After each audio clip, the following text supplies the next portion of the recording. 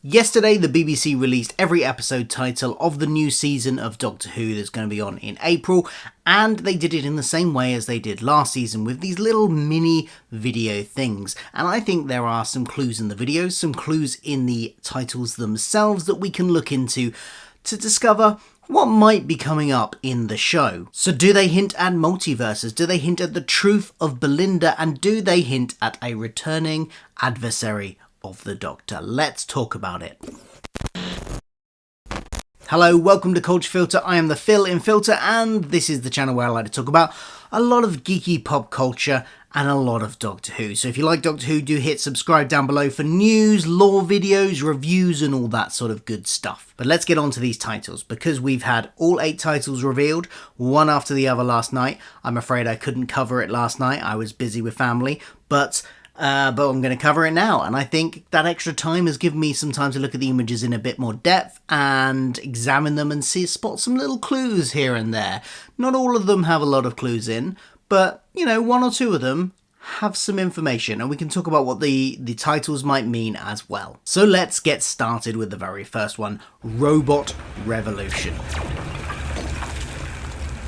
Kind of does what it says on the tin to a certain degree. There is going to be a robot revolution in this episode. Now, what does that mean?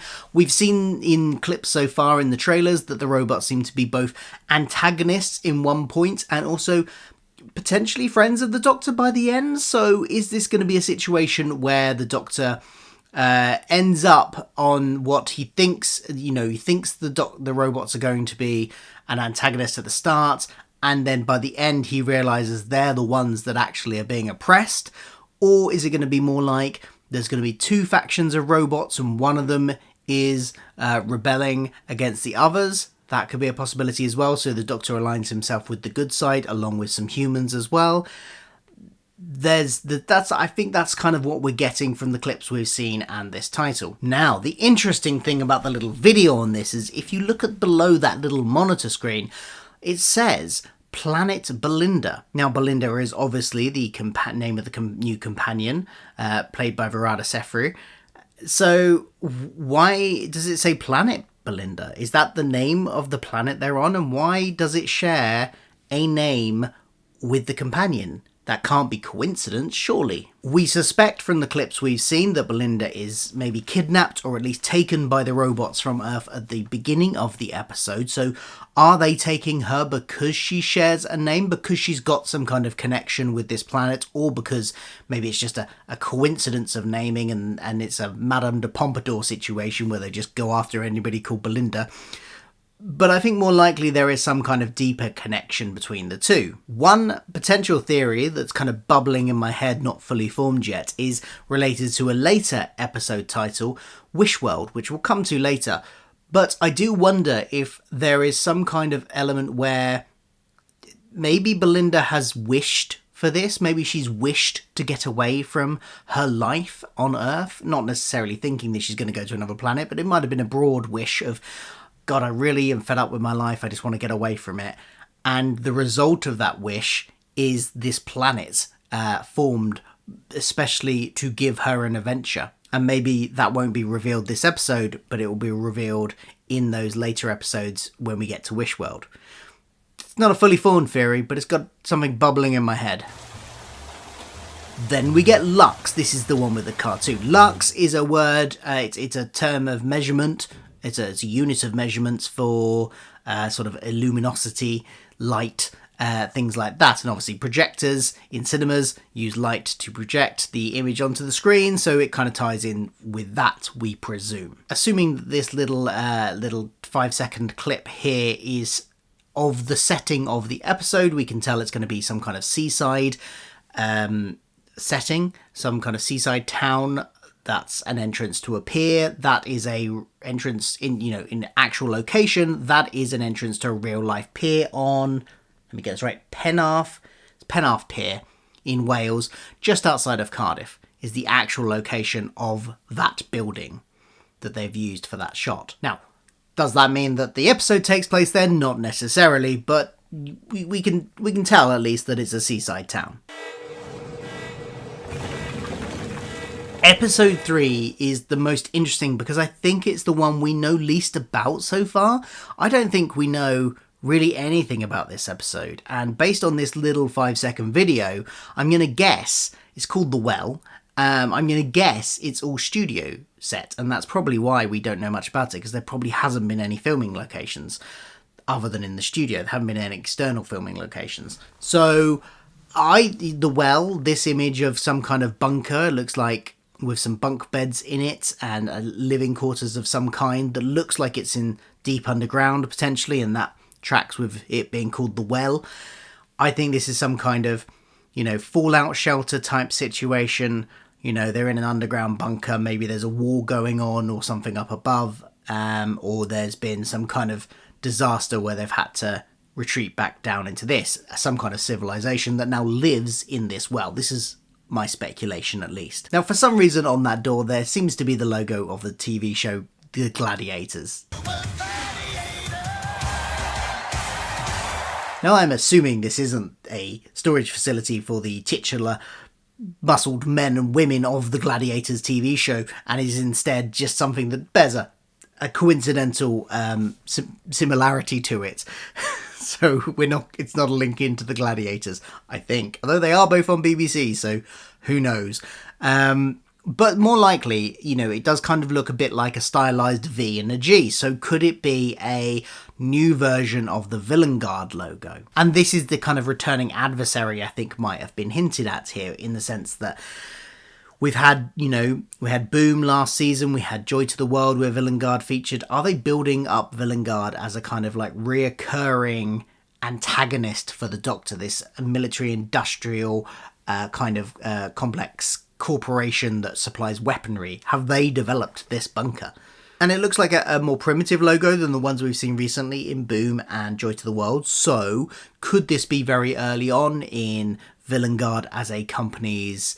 are we going to see the origin, perhaps, of Villain Guard in this bunker? Maybe it's on the planet Villain Guard. Who knows? Where the Doctor famously blew up their factories and planted a banana grove long before they started making sonic blasters, killer ambulances, and star seeds in suitcases, perhaps. Then we've got Lucky Day, the Ruby-centric episode. The poster on that board is with Ruby's picture on, is advertising a podcast hosted by Conrad Clark, which presumably is the boyfriend that is played by Jonah Hewer-King, Ruby's boyfriend in this. So that's a little bit more we've learned about him just from this little bit. He's a podcast host. There have been rumours that he has been like kind of a kind of slightly like reactionary podcast host, so maybe there's something around that. From other stuff stuck to the pinboard, it looks like UNIT is coming under a bit of scrutiny from the press, with them, now being out and open with their big, massive HQ. They're going to come under a bit more scrutiny, and there seems to be an implication that they are keeping aliens in some kind of jail underneath the thing, something I speculated about in the, underneath their HQ. I speculated about that in the trailer breakdowns, but possibly these creatures we see also in this video here, which feed on fear, perhaps, or maybe taste fear. There was something, a line Ruby had about they like you scared, or something like that. So that's interesting. I'm presuming that this creature has been escaped from UNIT's prison of some kind. It'll be interesting to see them tackle that kind of like, we've had little hints here and there. They kidnapped a journalist in the Star Beast, for instance. They just bundled him into a van. There's a darker side to UNIT, and it'll be interesting to see that explored a little bit. There's also an article about a conspiracy about aliens causing global warming. There is a little article that looks like it's got a picture of Henrik's department store exploding, presumably when the Ninth Doctor blew it up in Rose. There's an article about Area 51 as well. So, there seems to be lots of little kind of themes of conspiracy around here.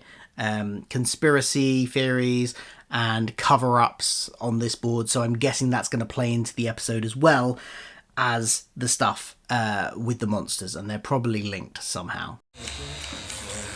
The story and the engine is episode 5, not much to this one. I do wonder if the barbershop is the titular engine to the spider, if that makes sense, and the people that go missing are the fuel for that engine to keep the spider fed, the giant spider creature we saw in the thing, because as we saw if you zoomed in on some of those clips, it looks like the barbershop sits atop the spider's back. Interstellar Song Contest is another one that kind of just does what it says on the tin. We know that's the setting for the episode. I couldn't really spot anything else in this little video, so that's a fairly simple one.